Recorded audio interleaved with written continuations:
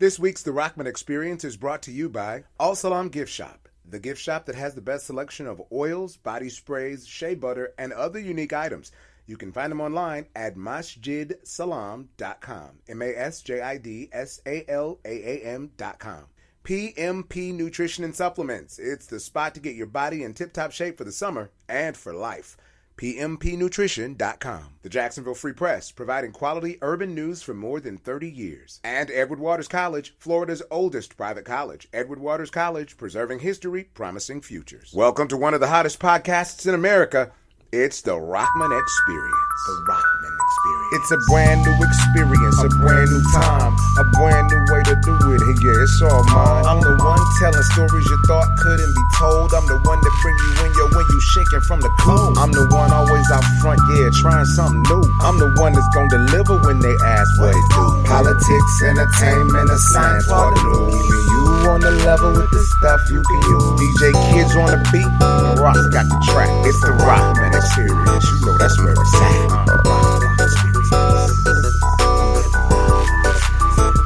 Yo, welcome to this edition of the Rahman Experience. I'm Rahman Johnson, and it is an Independence Day show for the United States. I know the show is heard around the world, but I'm glad you're spending some time with me. And there's breaking news right now. Police are building a rope and rescue system to bring down a woman who's decided to climb to the top of the Statue of Liberty.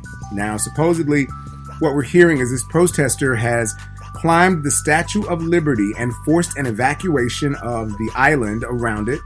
And it's an extreme situation. We're told that the woman is protesting the immigration policy that the Trump administration has going on. And there were 7 people in all that have already been arrested, and they were all believed to be protesters. One source says that the woman walked back and forth under the Statue of Liberty's sandal and then sat down and unfurled a small flag banner. Other protesters held the banner at the railing of the base of the statue. And, law enforcement officials were trying to get a ladder to the base of the statue and talking to the woman. She was sitting, and right now I'm told she's sitting at the base of the gown. So the question here, I mean, it's an interesting situation they're going through. And by the way, I'm so sorry I had to go to the breaking news, but I need to give a preamble to the show. We've been on a quick hiatus. There were some family issues I had to handle, but we were on a few weeks of hiatus, but we're back. So don't forget, you can still hit us up on all the social medias. I'm still pretty active there. So we can talk about stuff that's going on. And I plan to do some new things with the show. So we took a bit of a hiatus, but we're back and continuing the experience. But the question is, back to this woman who is at the base of the Statue of Liberty. Is she doing the right thing to protest? Police officers are saying they don't believe she'll come down on her own based on what they know.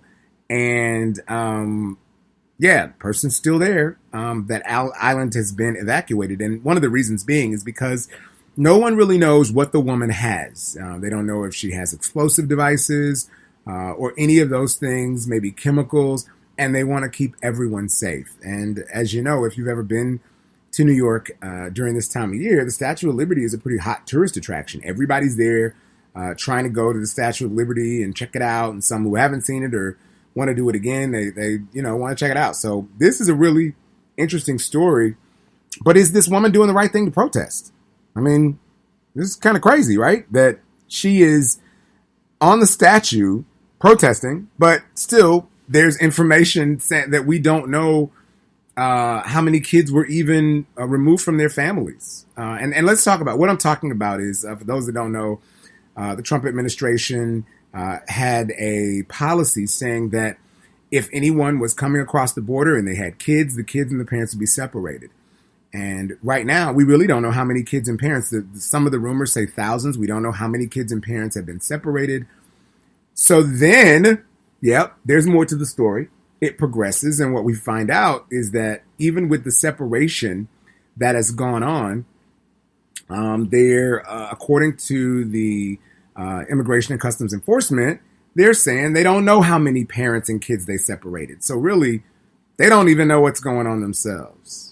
Yeah, pretty interesting. So anyway, that's why this woman and the other people that were there were supposedly trying to get some attention drawn to this issue.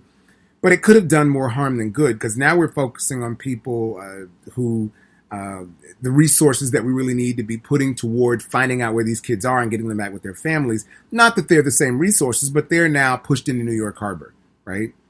So could we have found another way to bring attention to it? Or maybe I'm just reading too much into it. Maybe it's me. Maybe I'm reading too much into the situation, huh? What do you think? You can always tweet me. Eventually, we're going to be doing the show live, so I'll be able to talk to you then and there. But we're doing the show live. You can tweet me at RahmanJ, at RahmanJ. Or you can hit me on Facebook, facebook.com/RahmanJFans, or Instagram at RahmanJ, which I try to keep stuff relevant and out there, right? All right, so I won't do a news segment today because it is July 4th, technically a holiday, so I'll do a news segment later, but we can talk about some stuff that's going on in the news. Speaking of July 4th, here's a bit of interesting Independence Day trivia. I'm a bicentennial baby, so of course I was born 200 years after the founding of the Republic. Interesting. But this is something that I didn't know. So John Adams and Thomas Jefferson are America's most famous pair of frenemies. If you don't know what frenemies is, watch a reality show. They're feuding friends. Their relationship started in 1775, and they fell out. Get this. They stopped being friends just abruptly, July 4th. That's right, today in 1826.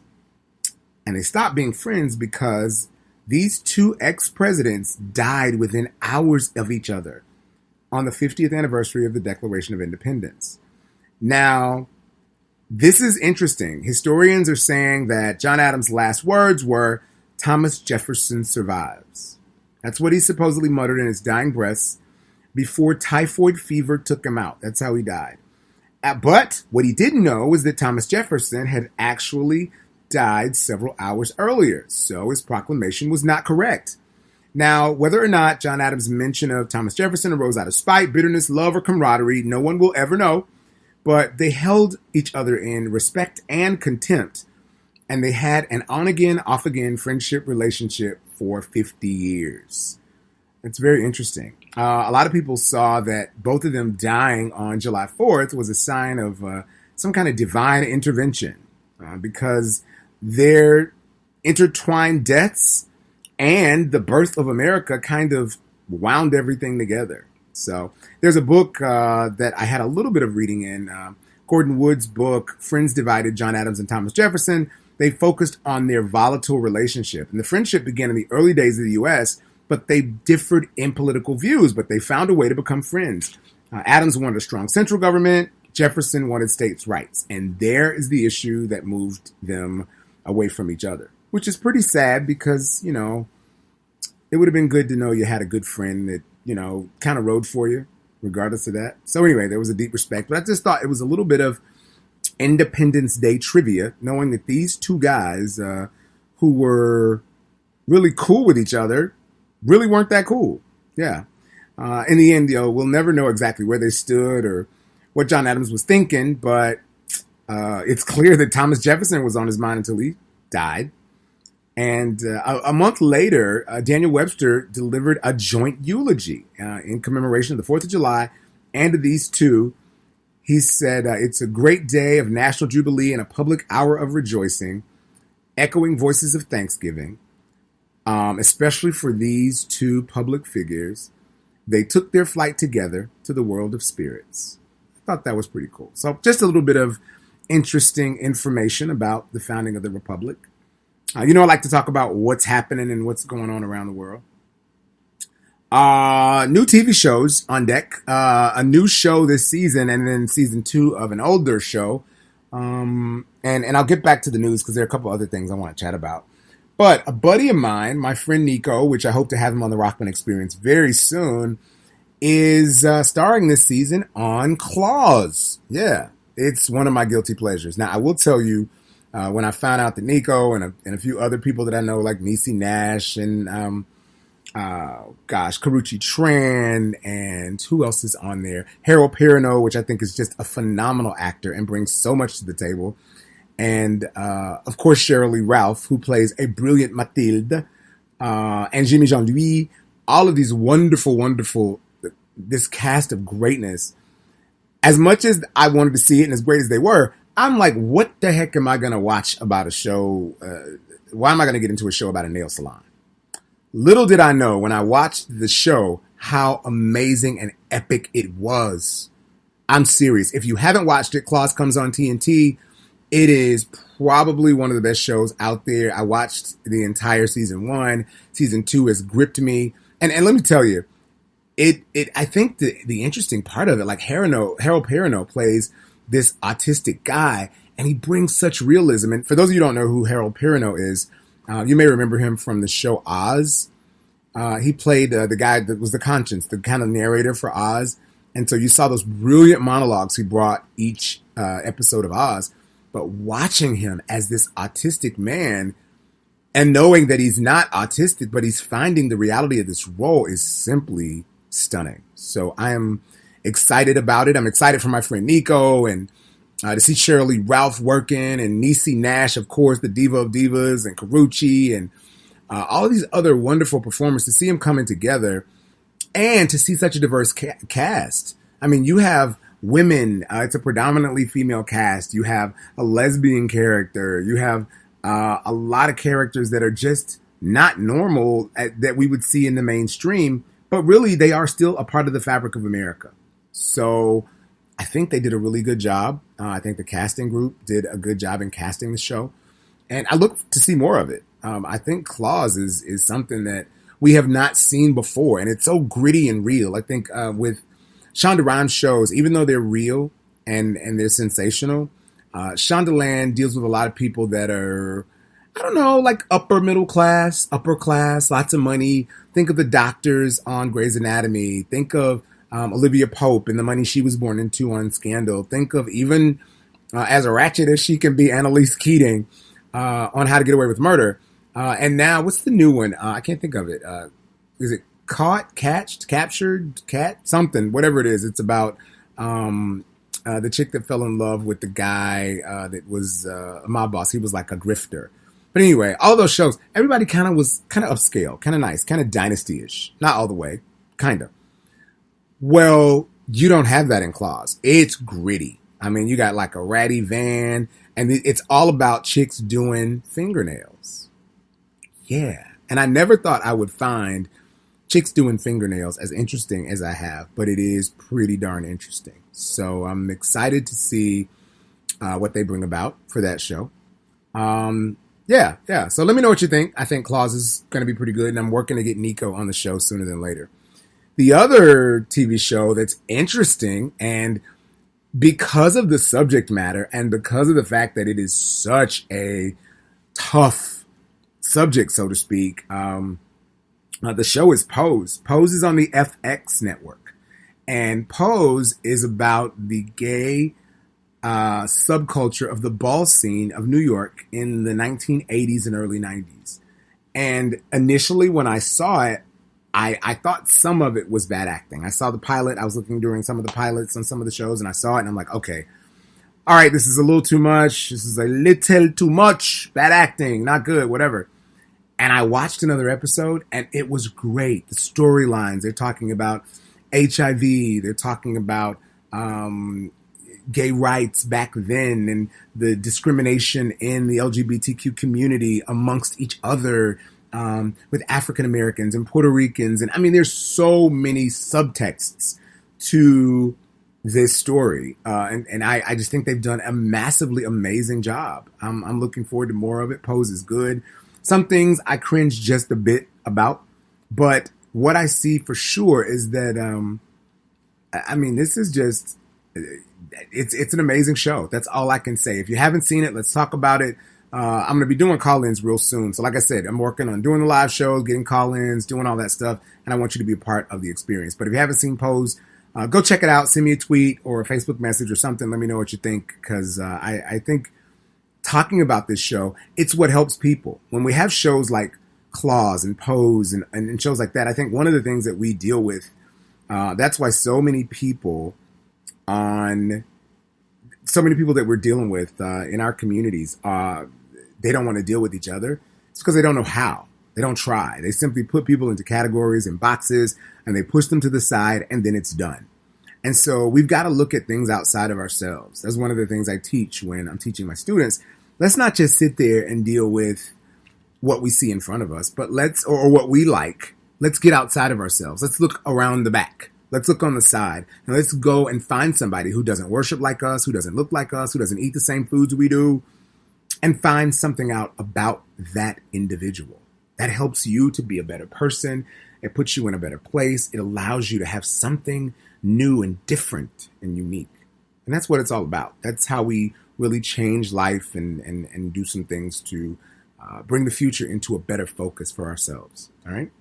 So there are a couple other stories I want to talk about. It's a short show today, but we do have a lot to talk about. Some other news stories, one of which you've got to come back to see. So a woman in Oregon calls police on a black woman who was campaigning in her district. This woman is a representative. She's a state rep in Oregon. And someone called and said, there's a black person walking in the neighborhood. We'll talk about it in just moments. Yeah. It's a true story. More to come as the Rahman Experience continues. We'll be right back. Mondays are just like one of those days. Back to work already? Now, Pie 5 Pizza Company gives you Magic Monday.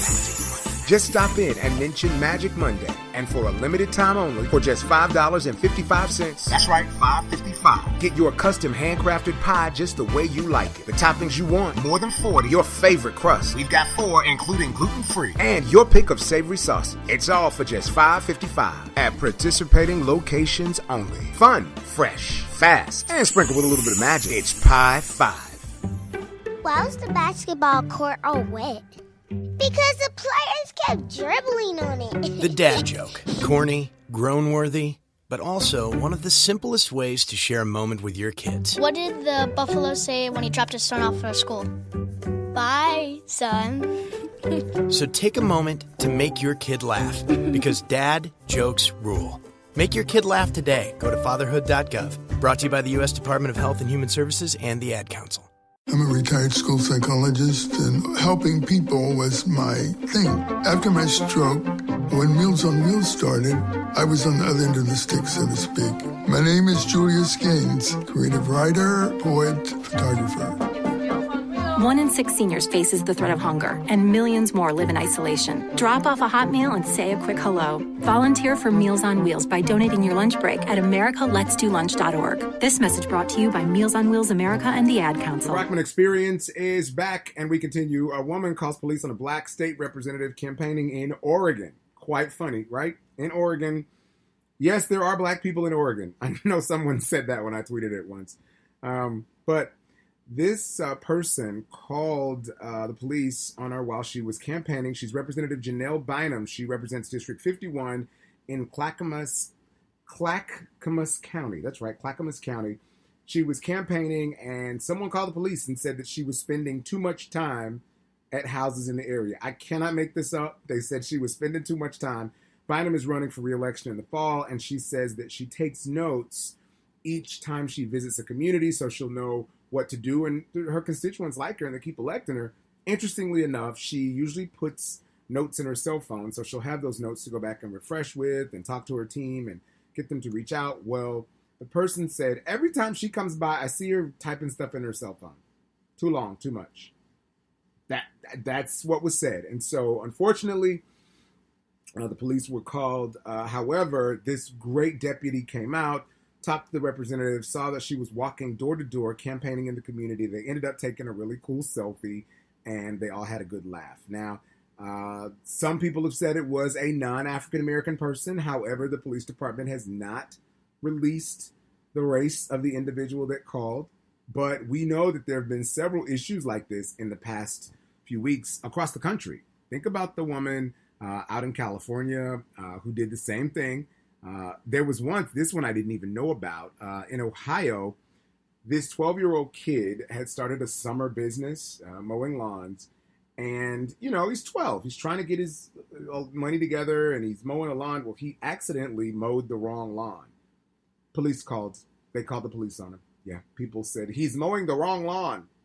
The black kid is here mowing a lawn out there going back and forth with the lawnmower, didn't stop to talk, didn't think of anything else. First thing they wanted to do was to call the police.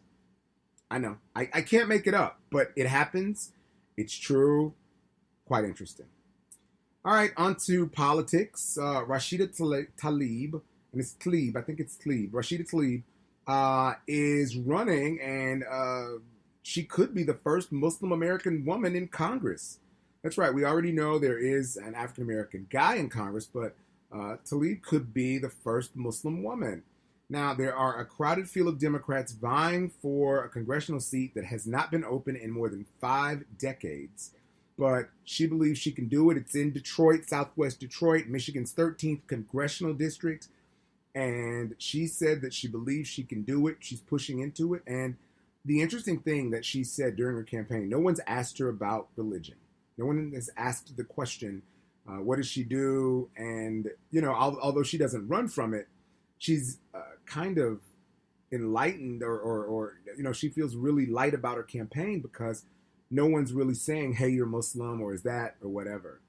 In fact, during her campaigning, Muslims around the world just ended Ramadan. And Tlaib, who's 41, says that one of the reasons that she's running and what she hopes to do is in a more pivotal way, expose Islam to the world through public service because Islam is that. She says that's a part of the tradition of her religion. It's really, it's a trend that's happening. She's one of many American Muslims that are talking about public service. There are 90 across the country that are running for office from local school boards to the U.S. Senate.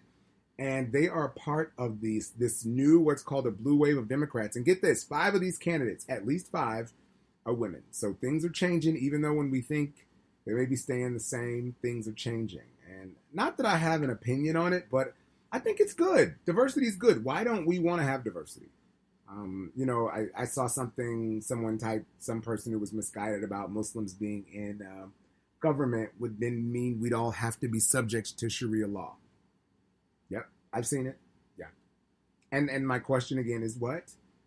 That means that the entire Constitution will be scrapped in favor of Sharia law? I don't think we can do that. But, stranger things have happened. In politics as well.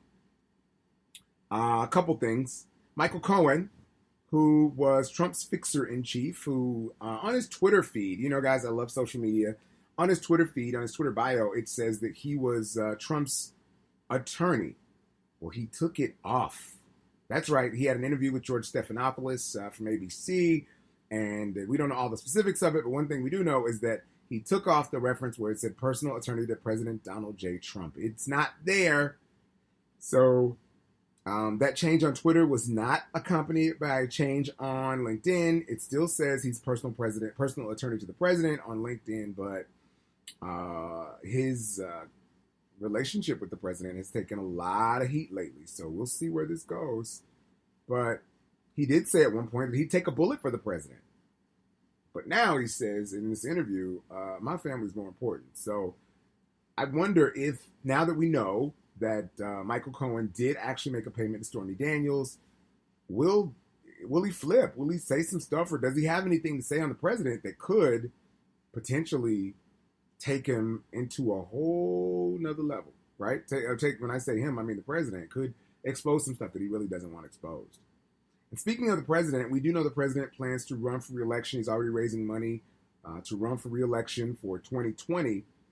But get this, Michael Avenatti, who is Stormy Daniels' lawyer, yes, wait for it, has said he may run against Trump in 2020, right? He represents Stormy Daniels, who's the porn star, adult film actress who has accused the president's team of trying to pay her off and keep her quiet. Well, he suggested that he would run if Trump seeks re-election.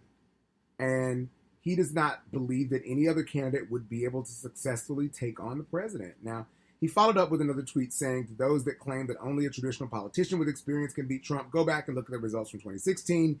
He beat all 15 of those candidates. If we go down the same path and are smart, don't be surprised with the result. Now, Michael Avenatti has not said anything or done anything, as we know, that could lay the groundwork for a 2020 election. But stranger things have happened. I mean, no one thought. There were so many jokes. I was looking at some stuff from 20, 30 years ago, but there were so many jokes about Donald Trump possibly running for and being president, and no one took him seriously. And now, in 2018, Donald Trump is the president, and his action in the Oval Office could have long-reaching effects. Think about it. Justice Kennedy, with him retiring, as we know, Justice Kennedy, one of the Supreme Court justices, has retired. And with that retirement, Donald Trump gets a second Supreme Court pick, which is almost unheard of in one term, especially your first term. And with that, it means that the president could stack a court that could do two things. Could turn over Roe versus Wade. Yep, could do it. And I think most importantly, not just turning over Roe versus Wade, it could also mean that for generations, there is case law that could be overturned. So this should be interesting. But Michael Avenatti said he may run for president. Yeah, I don't know about that. Maybe Stormy Daniels can be his communications director. Speaking of the 2020 presidential race, Oprah Winfrey is being talked about again. Yeah. Some people are saying that Oprah really should consider it, especially with everything going on. And Oprah says to Vogue magazine in an interview that a presidential run would kill me. That's what she said. When she received the Cecil B. DeMille Award for her impact in the world of entertainment at the Golden Globe Awards, her speech, when she talked about a new day and a new horizon, well, when she said all of that, everybody thought this could be the time. Oprah could be the one. However, in a recent Vogue magazine article, and it's British Vogue, of course, Winfrey, who is 64, kind of hard to believe Oprah is 64, says that she could not stomach a presidential run, right? And she'll be on the cover of next month's British Vogue. She said, in that political structure, all the non-truths, all the bullshit, yep, she said it, the crap, the nastiness, the backhanded backroom stuff that goes on, I feel like I could not exist. That's what Oprah said in an interview. I would not be able to do it. It's not a clean business. It would kill me. Now, she's been outspoken in her support of the Me Too movement and victims of sexual abuse, but she just doesn't see the presidency as something that she wants. Although there are a lot of people who support Oprah. I really believe it. In the interview, she talked about going to the royal wedding of Prince Harry and Meghan Markle, the former Meghan Markle, right? Now the Duchess of York, I believe. She said that she was just a handful of guests. She was just one of a handful of Hollywood guests. She said, and I think this is why the wedding was so important. Oprah said, the wedding left me feeling that anything is possible through the power of love. Isn't that beautiful? She said Reverend Curry was right, the Episcopal bishop who gave that wonderful homily during the wedding. Now, British Vogue will release the full interview when the issue hits newsstands. So if you like Oprah and you're a fan, and Oprah has some good stuff to say. If you're a fan of Oprah Winfrey, go ahead. Check out Oprah. You can get her on newsstands on July 6th. That's when the magazine article comes out. Well, of course, one of the most famous traditions of Independence Day is the Nathan's Hot Dog Eating Contest. I've had a chance to go. It's amazing. And you see how many hot dogs a person can eat. Well, this year, and I met this guy in a former life. I was an executive for Wingstop restaurants. And this guy won the hot dog eating contest at Wingstop. I just said hot dog eating contest. It was a wing eating contest. He's also a champ at the Nathan's hot dog eating contest. Joey Jaws Chestnut. Joey Chestnut devoured a record 74 hot dogs and buns in 10 minutes. No word on if the porta potty around him is ready or not, because we know, 74 hot dogs in 10 minutes. All right, this contest has happened for the past 12 years. This contest continues to happen, but get this. It's the 11th time in the past 12 years that this guy, Joey Chestnut, has won. It happens in Coney Island, and he continued the tradition by beating the second place finisher, Carmen Sonati, by 11 hot dogs to retain the belt. Now, he broke his own record of eating 72 hot dogs. The overall record of 73.5 he had set in a qualifier in 2016. But this is a record of him, and he literally just inhales these hot dogs. So if you are thinking of challenging him, you better start working on it now. All right, I told you it would be a short show, but I will be back during the week with some other stuff. However, before we get out of here, Your Best Life this week is a vintage interview. Judge Kathy Garner, who was one of the first county judges in Gadsden County, which is right outside of the capital of Florida. She's an African-American woman. She comes from a long line of public service. And I had a chance to interview her a few years ago after she gave a speech at the Martin Luther King breakfast there as they celebrated the life and legacy of Dr. Martin Luther King Jr. And I believe there's some words of wisdom that Judge Garner had in that interview, which leads us to learning how to live our best lives. Here's my interview with Judge Kathy Garner. Rahman Johnson had a chance to sit down for an exclusive one-on-one with Judge Kathy Garner, who said that she is here because of King's legacy. Judge Garner, you gave a rousing speech about standing your ground. And first of all, thank you for sharing your wisdom with us. Thank you. What is it that motivates you to, you are a first in many respects. What is it that motivates you to move forward? Dr. King is certainly a key factor that motivates me to move forward. My parents, the shoulders of others who have come before me and paved the way, are motivating factors for me. Our children is the ultimate motivating factor for me. One of the things that was interesting is that you didn't start out in a legal career. You started out working with children and working in our communities. What was it that spawned you to say, you know what, I need to go back and get this law degree so I can do it to the next level? Well, as a child growing up in Gadsden County, my parents would attend court sessions just to be involved in the community. As a young child, they would take me into the Gadsden County courthouse where I now sit as the county judge, and I would watch different cases, and I was always intrigued by the persons who were allowed to be up in the front of the courtroom because we were not allowed across the bar. And you see cases every day where people are coming in. Do you see a lack of people really reaching out to their fellow brothers and sisters? Sometimes I do, and it does concern me, although we do have a lot of people that do reach back and give back. That is so important. I believe in servant leadership. Servant leadership is a big part of my platform and what I believe in. You must give back.